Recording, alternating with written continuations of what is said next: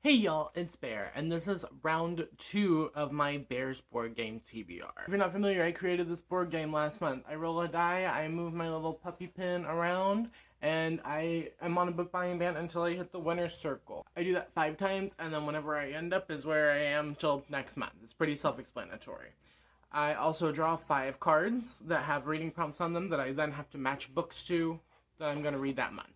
It's easier to do than it is to explain. I'll give you a little mini wrap up of the books that I did end up reading in October, and well as how they fit into the cards that I drew. I think I've decided for the game that if I read a book that fits a prompt, that's fine. It doesn't have to be the book I mentioned in my TBR video, but if I end up reading a book throughout the month that fits that prompt, great. If not, I will make myself move my marker backwards 2 spaces for every prompt I didn't complete. So first up, we have the Hannah Montana card, which was read a book that someone recommended to you in real life. I read House of Stairs by William Slater. This one was recommended to me by Will, and it follows 5 teenagers who wake up in this house full of stairs. There's nothing in the house but stairs and this machine that will only give them food whenever they are mean to each other. Things escalate to the point of talking about murder, and it's really good. I did enjoy it. I did have some issues with some fat phobic comments in this.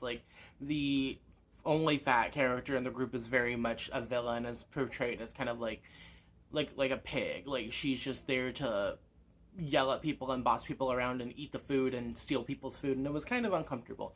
But overall, I did enjoy it, and I ended up giving it, I think, 4 stars. Thanks for reading a book that you obtained recently. I'm going to go ahead and count Chrysanthemum by Kevin Hanks. This one is one of my childhood favorite books, and I talked about it in a haul that I did last month. And it follows a little mouse named Chrysanthemum who loves her name, but she goes to school and kids start bullying her, and then she ends up hating her name. And then she learns to love her name again through the support of her teachers and her family, and it's very sweet and heartwarming. I did give this 5 stars. I basically rate every children's picture book that I read 5 stars because A, it's usually for nostalgia, and B, I don't know how to properly rate something as an adult that's intended for 5-year-olds. So I did really enjoy this one. It was just as good and as sweet and wholesome as I remember, and there were even some funny running gags throughout some of the art that I could appreciate as an adult that I couldn't appreciate as a kid. Then we have Is It Me? Am I the Drama? And for that prompt, I was supposed to read something that's very divisive in the book community. I am selecting My Best Friend's Exorcism by Grady Hendrix, and hear me out. Grady Hendrix is a very well-known, well-beloved author across the book internet. I don't think it's necessarily that he's divisive amongst the community as he is amongst me and a handful of other people versus the community in general. I buddy read this one with my friend Deirdre, and Deirdre posted a very thoughtful review that I will leave down below that kind of echoed a lot of the sentiments that I felt about this book and Grady Hendrix's other work, and that's that I don't like the way that he writes people of color into his books. That was an issue that I did have. I've heard that it continues with the Final Girl support group, and there's racist Indian burial ground trope things. I don't like the way that Grady Hendrix writes people of color. I did enjoy this book as a whole. I enjoyed it for what it was. It's very much like Jennifer's Body in the 80s, that obsessive female friendship, possession, stuff like that. So I think I ended up giving this one 3 stars because I did genuinely enjoy the horror aspects. I think Grady Hendrix is very talented when it comes to writing horror. You can't give something that negatively depicts people of color, specifically black women, in such a uncomfortable light. Anything, I can't. I would recommend, if you are going to go into this book, definitely be aware of the thoughts that I mentioned today, and also just read Deirdre's review, which I will leave linked downstairs. Then we have Slappy, read a book about one of your darkest fears or phobias, and I have a couple of things that could have worked for that. I'm going to pick A Dowry of Blood. This was fucking phenomenal. Probably the best book I've read all month. I'm giving it 5 out of 5 stars. A retelling of Dracula's Wives, in which they kill Dracula. It talks about the difference between polyamory and abuse, and how the 3 of them really love each other, but they learn that Dracula is abusing them, and immortality and the different ways that love can manifest. And I thought it was beautiful. I thought it was fantastically done. And while it's not necessarily a phobia of mine, I have been in abusive relationships in the past that were very gaslighty. It was a lot to read, and it was a lot more than I thought it would be, but ultimately I did enjoy it. I found it pretty cathartic to read, and also I don't know what it is, but the vampire books lately have been really doing it for me. I think everyone to some degree fears abuse and emotional manipulation, and I think that St. Gibson really touched something with this. And finally, we had A Nightmare on Elm Street. Read a book that you think will give you nightmares. I don't know which one I actually put in the video for this, but I finally finished The Fisherman by John Langan in October. I read this one out over the course of like a month or so. So I started in September and finished in October, but I read most of it in October. I thought this was great. This was good and spooky, and it freaked me the fuck out, and I didn't think it was going to give me nightmares until we got into the meat of the story. So this is a kind of dual timeline situation, and we follow two different perspectives, but what you need to know about this book is it is men telling fishing stories, basically. Our protagonist has lost his wife recently, one of his coworkers has lost his wife, they bond through fishing, and then the coworker tells him about this place called the Dutchman's Creek. And these locals at this diner warn them, don't go to the Dutchman's Creek. And then a good, like, 2/3 of the book is the story of Dutchman's Creek, why you're not supposed to go there, what happened whenever the town was settled, etc. And then the last chunk of the book is the two men actually going to Dutchman's Creek. So we kind of alternate things here. I had trouble turning off my lights at night after reading this book. I had to like put it down a couple of times and be like, okay, we're done for now, I'm gonna go to bed, and then I was not able to sleep. This book made me lose sleep. Ultimately, though, I did find the writing style a little bit rambly at times, and I think it could have easily been like 50 pages shorter, so I did give it 4 stars.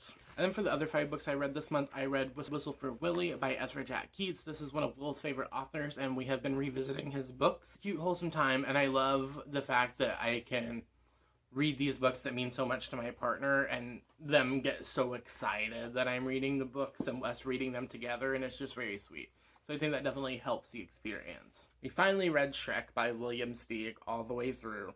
I've been trying to convince Will to let me read Shrek to them for a good couple of months now, and finally, because it was Halloween, I was like, I have the perfect spooky bedtime story. It's just very irreverent and fun, and once again, 5 stars, because it's a children's picture book that I can't properly rate or review. Then we have 3 more books. I have my Patreon book club pick for the month of October, which was The Hellbound Heart by Clive Barker.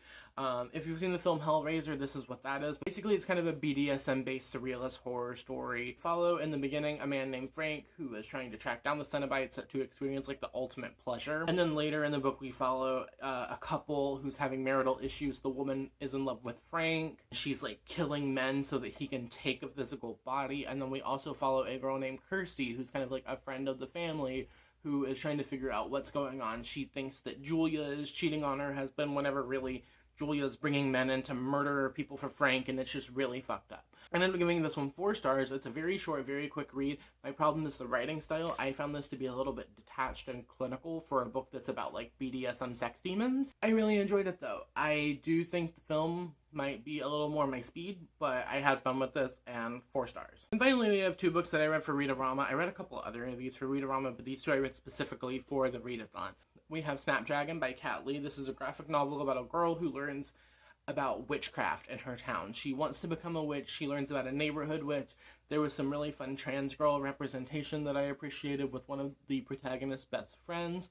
It was a good time, and I think ultimately I gave it 4 stars. Then we have a short story collection, and that is Zombie Sharks with Metal Teeth by Stephen Graham Jones. I went into this one thinking it was horror, but it's not. It's a bizarro short story collection, so nothing in here is supposed to make sense or tie together, and I think that that's fucking great. I have read a couple of Bizarro books in the past, so going into it, I knew what I was getting into, and I did give it 5 stars because, of course, it's Stephen Graham Jones writing Bizarro.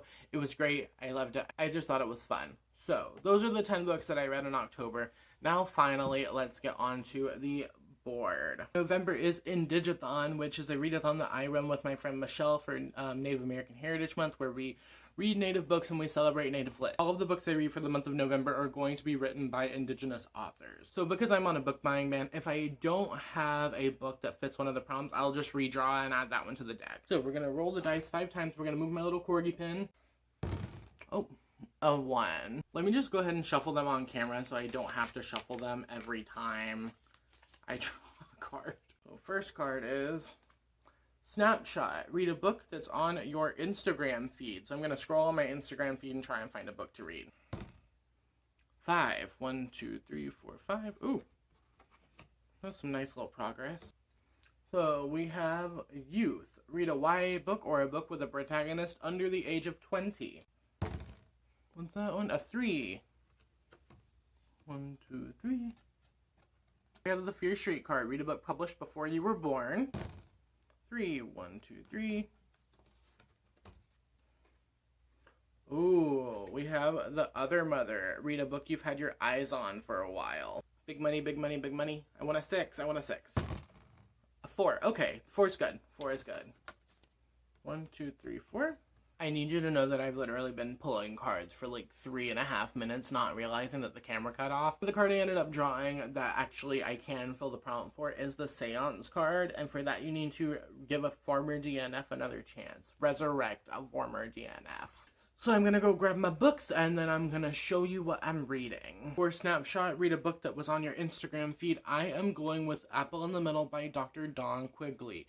This is our IndigAthon group book and it follows a girl named Apple who is dealing with like racism and being a biracial native girl. I saw this one, it actually popped up on my Instagram feed because I follow the hashtag Indigenous Literature.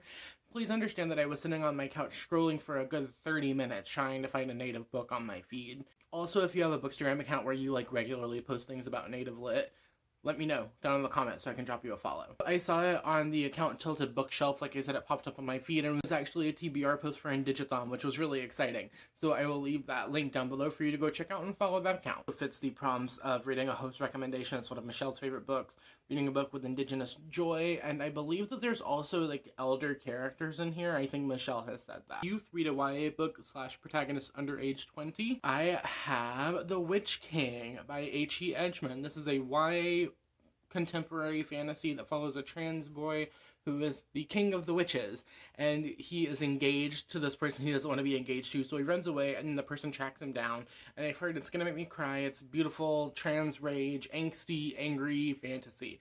The author is Seminole. This one also fits some IndigAthon prompts. A book by an author whose tribal land you live on. I live in Orlando, Florida, which is Seminole land. The author is Seminole. It also has all my favorite colors on the cover. It's got some yellows, it's got some browns, it's got some purples, got some silvery vibes, so it fits those. For Fear Street, read a book published before you were born. We have Punamu Punamu by Witi Ehamara. This one is a Mallory author short story collection that I believe was published in 1972. The story is about growing up Mallory during the Greenstone years of my childhood. I'm very excited to read this. I've never read anything from this author before, but I think that short story collections are perfect ways to get introduced to new authors, mainly so you can get a grip for their writing style in a bunch of different scenarios.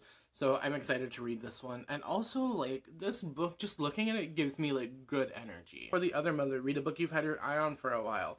We have This Is Paradise by Christiana Kwahakuela. This one is a Hawaiian author, and is another short story collection, but this one's pretty prolific. I think it's won some awards. It says it explores the deep tensions between local and tourist, tradition and expectation, facade and authentic self, provides an unforgettable portrayal of life as it's truly being lived. I think that this is going to be beautiful. I've heard great things about it, and it's also the group pick for the November round of the Last Great American Readathon. Then for Seance, give a former DNF another chance, we have This Town Sleeps by Dennis C. Staples. Last time I DNF'd, I was at chapter 6, and it's not that there was a problem with this book, it's just that it wasn't what I was in the mood for at the time. It follows an Ojibwe man who is in an interracial relationship with a closeted white man, and they accidentally uncover, like, ghosts. I've never figured out a way to successfully pitch what this book is about. One night while roaming the dark streets, Marion, who is the protagonist, unknowingly brings to life the spirit of a dog from beneath the elementary school playground, and the mysterious revenant leads him to the grave of an Ojibwe basketball star who was murdered at the age of 17. While investigating the fallen hero's death, he discovers family connections and an old Ojibwe legend that may be the secret to unraveling the mystery he has found himself in. I am very excited to actually finish this one. I've heard it's great. I love queer books, I love native books, I love queer native books, so I don't see how this one could go wrong. Just hope that I can actually read it this month instead of push it off again like I usually end up doing. For the last two IndigAthon prompts that did not get covered, we have Read a Poetry Collection. I am going to be reading Junk by Tommy Pico. This one is a breakup poem in couplets, so I think that will be great. I read Nature Poem by Tommy Pico and loved it. I would highly recommend you read Nature Poem, but I'm excited to read this one. I find that Tommy Pico's poetry hits a very specific place in my heart. Then I have the last prompt, which is reading a nonfiction book. We all know that that's not something I'm good at, right? We all know that I say I want to read more nonfiction and then I don't. Have Notable Native People by Adrienne King. This is 50 Indigenous leaders, dreamers, and changemakers from the past to the present. I talked about this one in my last haul. Thank you to the publisher for sending me a copy. It's just full of gorgeous art. Each page features a different kind of native trailblazer, activist, icon situation. There are also little essays woven throughout the book that talk about being native in today's society and stuff like that. So I'm excited. I think that this style of nonfiction is something I could really get into, and also it's really cute. Finally, we have the book club pick for my Patreon. If you subscribe to my Patreon at the $5 tier or more, you do get access to an exclusive video that will be a vlog, a review, a chat, a discussion, some kind of exclusive Patreon content where I talk about our monthly book club selection. And for November, we will be reading The Removed by Brandon Hobson. It follows a family who's still mourning the death of their teenage son Ray Ray, who was killed in a police shooting, and his woman Maria trying to call everyone back to this like holiday bonfire.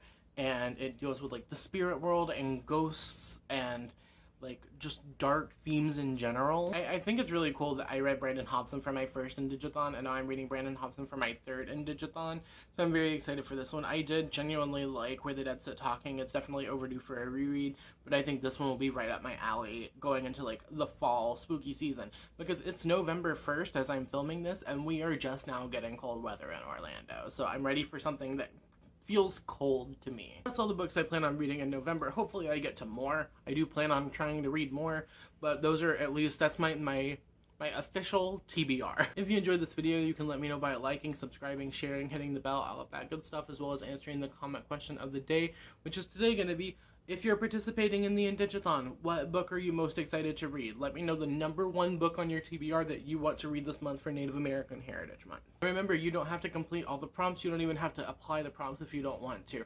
If you are reading Native Lit in November, you are participating in the IndigAthon. If you don't have time, you don't have spoons, you don't have an answer, you don't want to answer, let me know you made it all the way until the end of the video by leaving me an emoji, preferably a yellow heart or a smiley face. Everything I mentioned today will be linked downstairs, as well as places to support me further. Downstairs you can find places to support me further, like my social medias, my PayPal, my Patreon, and my Amazon wishlist if you want to gift me a book. I hope you have a wonderful, whatever it is, wherever you are. I will see you next week for another video.